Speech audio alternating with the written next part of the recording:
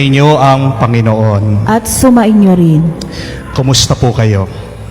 Sana po kayong lahat na sumasali sa ating banal na misa ay nasa mabuti at magandang kalagayan.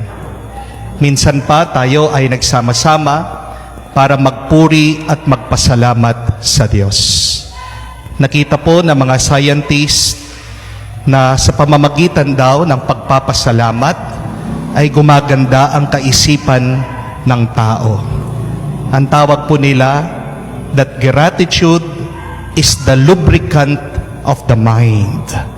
Kaya nga po kung kayo ay ngayon nalulungkot, nag-aalala, nadidepress, nagagalit, first thank the Lord. Gagaan po ang inyong nararamdaman. There is always something to thank God for what is happening in our life.